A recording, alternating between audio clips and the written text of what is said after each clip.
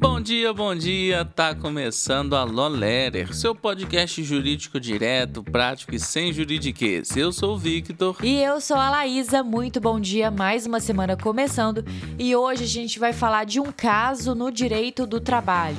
Uma atendente é assaltada em cabine de pedágio e a empresa é condenada por expor a risco.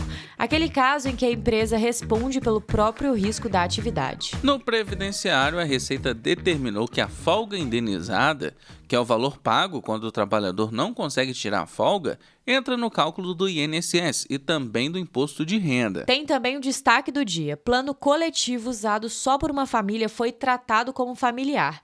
O reajuste passa a seguir o teto da ANS, tem devolução do que foi cobrado a mais. No penal, ex-assessor do STF na Itália pode ser extraditado por vazamento de dados sigilosos. E ainda, o STF condenou a deputada Carla Zambelli a 5 anos e 3 meses. Então já sabe, né? Prepara o seu café de segunda-feira porque o episódio está só começando. Bora para nossa primeira notícia. Caso tenso em pedágio, viu? Uma atendente foi assaltada à mão armada dentro da cabine durante o expediente. E a concessionária foi condenada a pagar R$10 mil por danos morais, por expô-la a risco acentuado sem medidas eficazes de proteção. O TRT2 reconheceu a responsabilidade objetiva da empresa. Ela tentou culpar a insegurança pública, mas o relator frisou que a atividade é sabidamente perigosa e exige prevenção especial, não podendo o empregador negligenciar a proteção de seus empregados. A indenização também veio com função pedagógica, para desestimular a repetição da conduta. Na linha do risco é do negócio, o tribunal deixou claro que não basta terceirizar a culpa para a violência externa. Se o trabalho expõe constantemente a assaltos, a empresa tem dever ativo de proteger. Reforço de segurança, protocolos, barreiras físicas, tudo que seja proporcional ao risco real. E vai um complemento jurídico direto, tá? Assalto no expediente pode ser tratado como acidente de trabalho, artigo 21 da Lei 8.213 de 91, com CAT e benefícios previdenciários. Na responsabilidade civil, se há risco acentuado ou falha na segurança, cabe indenização por dano moral e até material. Em atividades sem esse risco permanente, o caminho é provar culpa da empresa, como manda o artigo 927 do Código Civil. E aí vem a pergunta: em casos de trabalhadores expostos a risco no exercício da função, até que ponto a empresa é responsável por danos sofridos, mesmo quando o risco vem de terceiros ou da violência externa? Quem responde essa é Stephanie Rodrigues, advogada trabalhista, empresária, mentora e também palestrante, com mais de 12 anos de atuação. Olá, primeiramente eu quero agradecer ao convite. É um imenso prazer estar aqui novamente com vocês e vamos direto ao que interessa. Em casos de trabalhadores expostos a risco no exercício da função, a responsabilidade da empresa vai além da simples prevenção. A Justiça do Trabalho tem entendido que quando a atividade, por sua própria natureza, envolve perigo acentuado, aplica-se a chamada responsabilidade objetiva do empregador. Isso significa que não é necessário provar culpa da empresa, basta que o dano esteja ligado ao risco da atividade. Um exemplo recente vem do caso em que uma atendente de pedágio sofreu assalto à mão armada. A função de arrecadador de pedágio envolve o manuseio constante de dinheiro em ambiente aberto e vulnerável, o que torna previsível a ocorrência de assaltos. Nessas situações, o empregador responde pelos danos sofridos, mesmo que a violência tenha sido praticada por terceiros. A empresa, nesse caso, alegou ser também vítima da criminalidade e atribuía a responsabilidade em segurança pública, que é dever do Estado. Mas é claro que o dever de segurança do empregador não desaparece por conta disso. Pelo contrário, justamente por saber dos riscos, a empresa deveria ter adotado medidas eficazes de proteção, como vigilância armada, monitoramento e protocolos de segurança. A omissão em adotar essas medidas gera a obrigação de indenizar. A lógica é a seguinte: a Constituição e a CLT asseguram ao trabalhador o direito a um ambiente de trabalho seguro.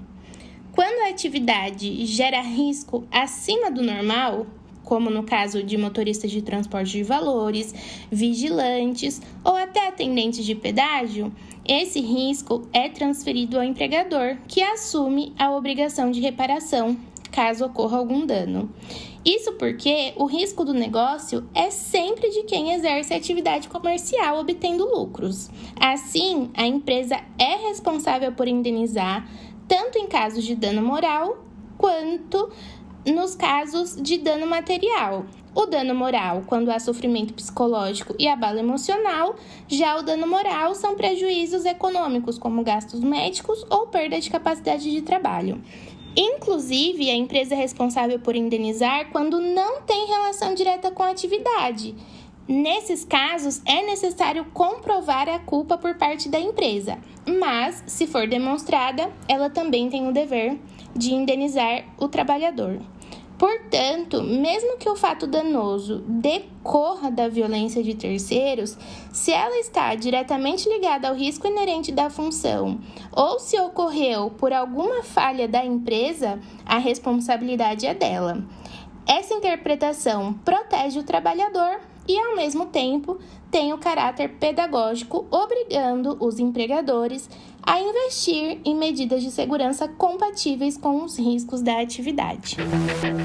Ô Victor, teve o nosso encontro aí da Lolera no Zoom nesse sábado, dia 23, e ficou uma pergunta no ar. E se essa conversa continuasse ao vivo? Não precisa imaginar porque isso vai acontecer, porque a gente tem agora o encontro presencial da Lolera. Dia 28 de agosto, quinta-feira, em Campo Grande, no Mato Grosso do Sul. A gente se reúne para o jantar especial com membros e também leitores.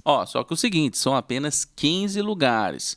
Cada cadeira é uma conversa que pode virar parceria, ideia e rumo novo no direito. Quer sentar nessa mesa também? Clica no link que está na descrição desse episódio e garante o seu lugar.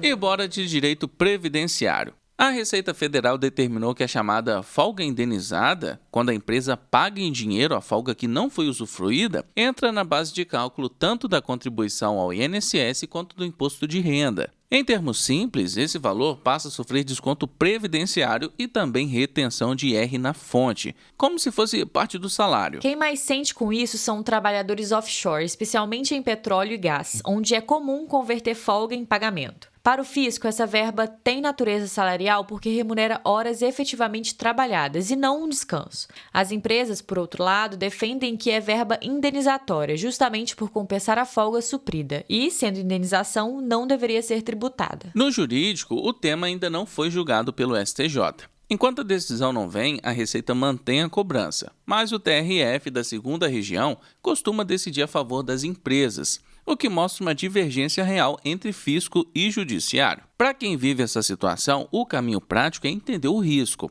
guardar toda a documentação de jornadas e folgas e acompanhar o que o STJ vai firmar quando o assunto chegar lá. Ô Vitor, você sabia que mais de 300 mil pessoas já foram à justiça esse ano contra planos de saúde? Pois é, e o motivo campeão é reajuste abusivo. Teve até um caso no TJSP que explica muito bem isso. Exatamente, o plano foi contratado via CNPJ, mas era usado só por uma família de 5. O tribunal entendeu que, na prática, aquilo era plano familiar e não coletivo. Quando é familiar, o reajuste segue o teto da ANS, não é aumento livre. O resultado disso, a mensalidade caiu e houve devolução do que foi cobrado a mais nos últimos 3 anos. A ação foi do advogado Elton Fernandes, que nos ajudou a entender esse caso.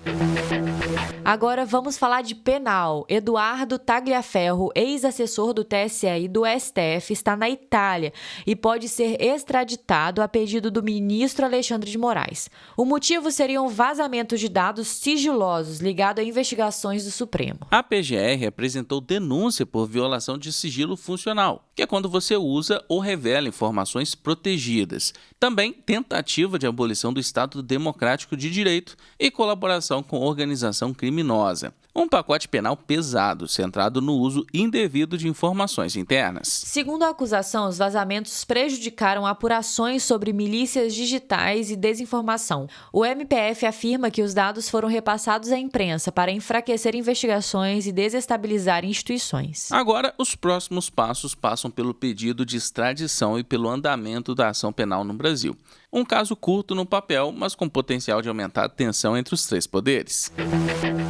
Por 9-2, o STF condenou a deputada Carla Zambelli a 5 anos e 3 meses de prisão, em regime semiaberto. A condenação decorre daquele episódio em que ela perseguiu um jornalista armada na véspera das eleições de 2022. Os crimes reconhecidos foram porte ilegal de arma e constrangimento ilegal. Para a maioria dos ministros, houve abuso grave e uso indevido da arma, o que afasta qualquer leitura de normalidade da conduta. A decisão também prevê a cassação automática do mandato, a ser executada após o trânsito em julgamento, quando não cabe mais recurso. Ou seja, primeiro esgotam-se as possibilidades recursais, depois cumpre-se a perda do cargo. Houve divergências sobre a tipificação e a legitimidade do uso da arma e ficou no ar a controvérsia. A perda do mandato precisa passar pela Câmara ou a execução é direta após o trânsito? Tema que deve render capítulos processuais nos próximos dias e vale para você ficar atento. E por hoje é só. Obrigada pela companhia. Amanhã, terça-feira, pontualmente às 6 da manhã, a gente está aqui de novo com as últimas notícias do mundo jurídico. E para começar a semana bem, eu quero agradecer a todo mundo que comentou na edição anterior. Alana Baroni, Ana Santos, Cielen Freitas, Lara Mendes, Eduardo Borges, Fabrício Menezes, Suelen Rodrigues, Guilherme Batista, Amorran, Josi Rodrigues, Evert Souza, Débora Oliveira, Renato Martoni, Felipe Calou e Débora. Muito obrigado a todos que comentaram. E já sabe, segue a gente no seu tocador de podcast favorito, ativa o sininho para não perder nenhum episódio e avalie a gente com 5 estrelas, porque ajuda bastante. E claro, compartilha esse episódio lá nos stories, marca a gente no @law.leria que a gente acompanha toda a interação de vocês por lá também. Se cuida, bom estudo e bom trabalho por aí. Até a próxima.